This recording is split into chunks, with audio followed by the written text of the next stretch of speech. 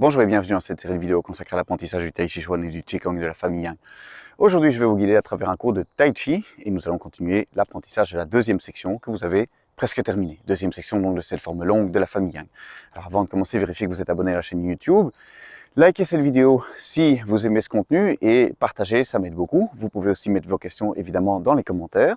Avant de commencer, donc, on va faire, de voir les nouveaux mouvements, on va faire un petit peu d'échauffement. C'est très important, s'il vous plaît, que vous fassiez l'échauffement avec moi pour continuer pour être prêt évidemment pour voir le nouveau mouvement. Mais également, ce que j'essaie de faire, c'est partager la philosophie du Tai Chi dans les échauffements. Et donc, restez bien avec moi pour l'échauffement. On verra aujourd'hui frapper le tigre, d'abord d'un côté, puis dans la prochaine vidéo, on verra comment on frappe le tigre de l'autre côté.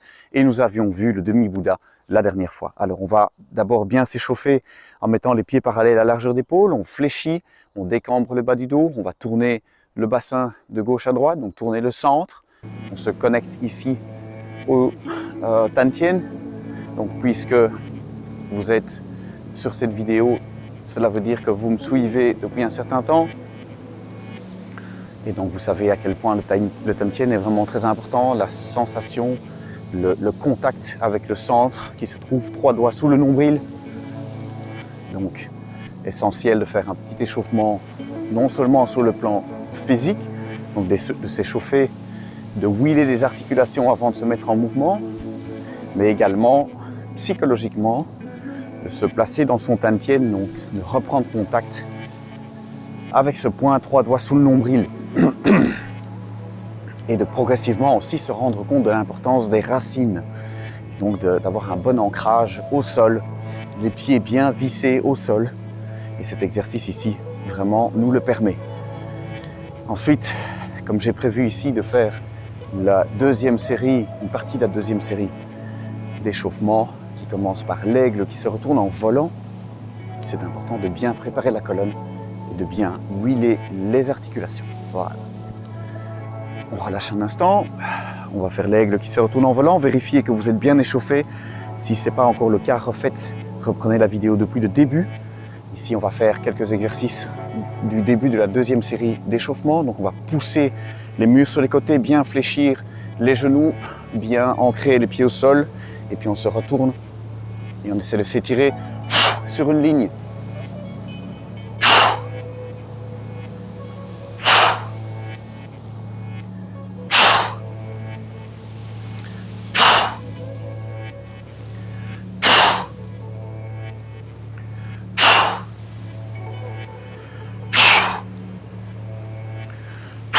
Et le dernier, et relâchez.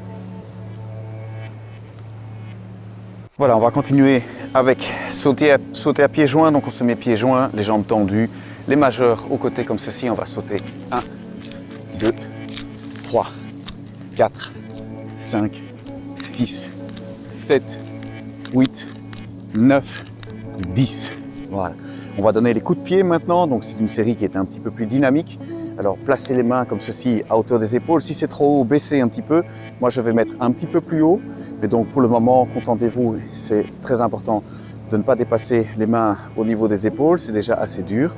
Ou alors même un petit peu plus bas si c'est nécessaire pour vous. Et donc on va faire 1, 2 et puis sur les côtés 3, 4, 5, 6, 7, 8, 9 et 10. On relâche un instant, on se concentre sur maintenant le travail du diaphragme. Donc dans cette forme de Tai Chi, on va travailler beaucoup sur le diaphragme à terme. Donc c'est encore trop tôt pour en parler vraiment dans le détail.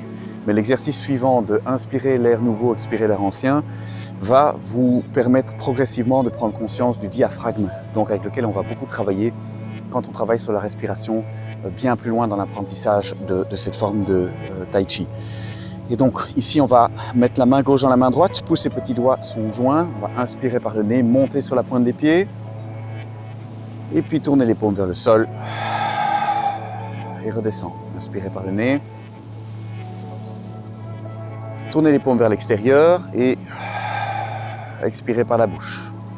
Ramenez la main gauche dans la main droite, inspirez par le nez, on monte les paumes le plus possible à l'horizontale et puis donc paume vers le ciel et puis on ouvre vers le ciel.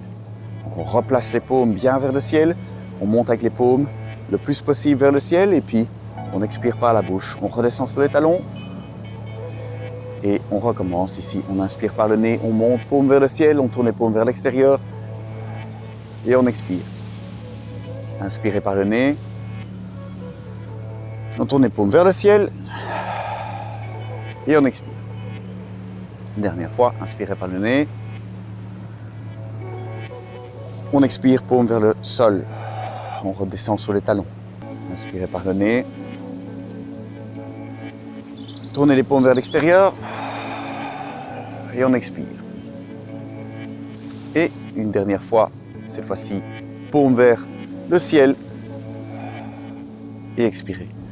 Un travail donc important ici par rapport au diaphragme, mais également par rapport à la rotation au niveau des coudes. Vous verrez aussi dans l'apprentissage de la forme plus tard que on travaille beaucoup sur le pivot ici des avant-bras qui se fait autour de la rotation du coude.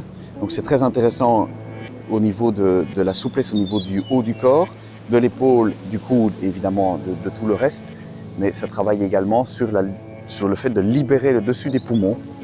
On va avoir besoin de libérer le dessus des poumons. Cette forme de santé de la forme Yang ici travaille beaucoup sur le dégagement ici du haut, du volume respiratoire au-dessus des poumons. C'est pour ça qu'on travaille beaucoup avec les coudes très ouverts. Et donc ce travail ici que l'on vient de faire, d'inspirer l'air nouveau, expirer l'air ancien, commence à travailler sur ces rotations ici des coudes. Et vous avez probablement senti, travaille beaucoup, en tout cas c'est le cas chez moi, beaucoup sur l'étirement ici du triceps, qui a besoin de dégager l'articulation du coude. Ça va se tirer à différents endroits évidemment en fonction de votre structure et de votre morphologie, mais cet exercice n'est pas juste un travail respiratoire, il prépare le travail que l'on va faire également plus tard dans la forme. Alors on va faire encore un exercice d'échauffement, on va encore faire le rhinocéros bois à la rivière, joindre les dos des mains comme ceci, garder les jambes tendues, ouvrir les deux pieds 45 et 45, bien tirer les orteils vers le ciel et puis on se penche et on descend vers le genou. On remonte, on expire, et puis de nouveau on inspire par le nez, on descend vers le genou, on remonte et on expire. Inspirez, expirez. On descend donc le nez vers le genou le plus possible et on expire quand on revient. Inspirez, expirez, inspirez, expirez.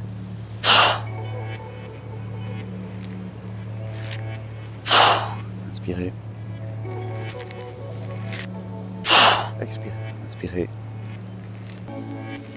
expirez, inspirez, expirez, et la dernière fois, inspirez, expirez. Je reçois pas mal de commentaires et de questions par rapport au fait que l'on inspire dans les étirements, contrairement au yoga et contrairement peut-être à d'autres courants ou d'autres disciplines. Une des raisons pour lesquelles on inspire quand on étire, c'est qu'on essaie de préserver le volume respiratoire, ça c'est une première chose. Donc si on expire dans l'étirement, on va s'écraser, puisque forcément on a un volume respiratoire, un volume des poumons qui diminue quand on expire. Et comme on est en train de fléchir, eh bien on va tout simplement se racrapoter et s'écraser. Ce qui n'est pas du tout l'objectif ici. Il faut se souvenir que le tai chi est un art martial et donc on essaie de garder aussi une certaine posture et pas totalement s'écraser, mais de garder une certaine stature et une certaine posture. Donc c'est pour ça qu'une des raisons pour lesquelles on inspire quand on s'étire. La deuxième, c'est qu'on met du yang dans le yin, donc on va aller vers le bas, on va se serrer vers soi et se resserrer, donc ce qui est très yin. On a besoin d'une compensation yang, c'est pour ça qu'on a une respiration yang. Et puis, je répète, c'est un art martial et donc on va inspirer dans des mouvements de contraction. Et puis, au moment où on va, par exemple, donner un coup de poing ou aller vers l'extérieur, on va avoir un mouvement plus yang, on va vider le volume respiratoire. Et donc, c'est important ici de respecter cette forme de respiration. On va faire la même chose de l'autre côté. Donc, on inspire par le nez, on descend vers le genou. Et puis, on remonte. Et on expire. Inspirez, on descend vers le genou, on remonte. Expirez, inspirez, expirez.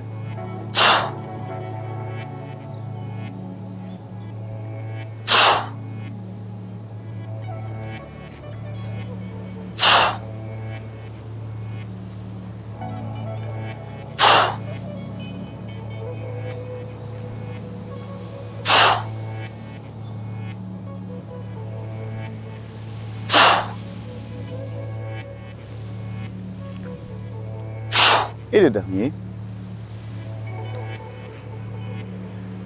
Et voilà, et nous voici un peu plus prêts et un peu plus éduqués avant de commencer le travail donc aujourd'hui de frapper le tigre après avoir fait le demi-Bouddha. Alors, on va reprendre juste avant de frapper du coup de poing vers le sol. Donc on était arrivé au brosser du genou à droite, donc ça veut dire qu'on a tout le poids sur la jambe droite. Le nord se trouve par là, le sud par là-bas, nous sommes à l'est. On a nettoyé devant soi comme ceci. Et on va ouvrir le pied droit, 45 degrés. Les deux paumes sont vers le sol, comme ceci. On va former le poing, avancer le talon gauche devant, dégager devant soi et puis frapper d'un coup de poing vers le sol. Ensuite, on va se redresser sans se relever, s'orienter comme ceci vers le sud avec la paume et le poing devant le cœur. Et puis on va frapper d'un coup de poing, coup de talon dans cette direction. Ramener la main gauche est à l'oreille et on va presser, ramener le pied gauche à 45 degrés en fin de mouvement. On pousse avec le tranchant de la main. Uppercut, glisser à l'horizontale, coup de poing, coup de talon, main gauche. Et puis on va presser de nouveau la main gauche bien loin devant. Cette fois-ci, on a une demi-largeur d'épaule et les pieds sont ouverts 45-45. Le centre est bien tourné vers le genou droit. On presse, on a le poing au bassin. Ensuite, coup de poing. Glisser la main gauche derrière et sous le coude. Ouvrir, ramener tout le poids à droite, deux paumes tournées vers le sol. On prend petit plateau, on s'oriente, on ouvre le pied de 45 degrés. Et ici, on avait vu donc encore coup de pied, enfin coup de talon. Donc bien monter, donner le coup de talon. Ensuite, on avait mis le pied au creux du genou, on descend pour le demi-Bouddha.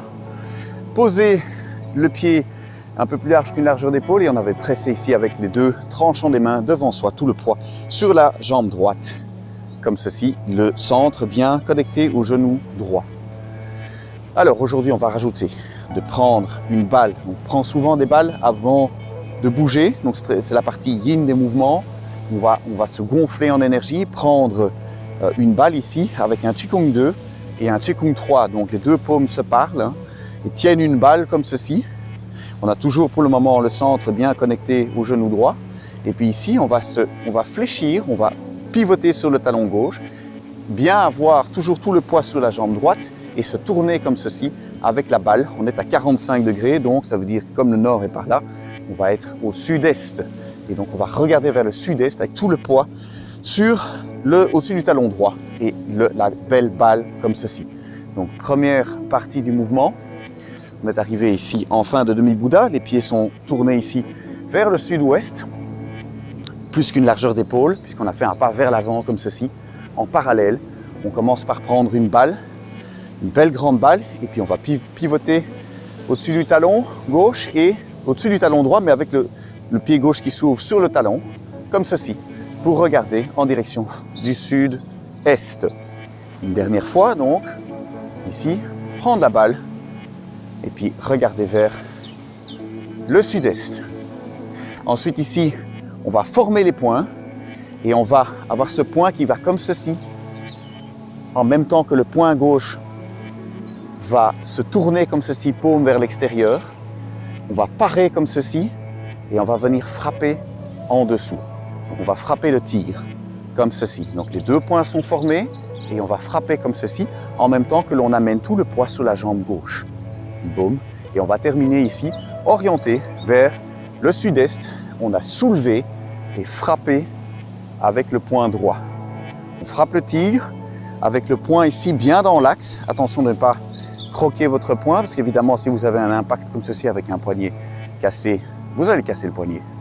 Et donc l'idée c'est d'avoir bien le poing comme ceci dans l'axe de l'avant-bras. On va soulever et frapper, paume, en même temps. Donc on reprend depuis le demi-Bouddha. Donc en fin de demi-Bouddha, on a poussé avec les tranchants des mains. On prend la balle, on pivote au-dessus du talon droit et on ouvre en tournant sur le talon gauche. Et puis on forme les poings et on va venir ici frapper le tigre. On part et on frappe, on remonte avec un angle de 45 degrés. Ici bien le poing dans l'axe de l'avant-bras et on vient frapper le tigre par ici. Voilà, j'espère que c'était clair. La semaine prochaine, on verra le même mouvement, mais pour aller de l'autre côté, frapper le tigre de l'autre côté, donc un mouvement presque symétrique. J'espère que le cours était suffisamment clair. Bonne pratique à vous, on se retrouve bientôt pour un prochain cours.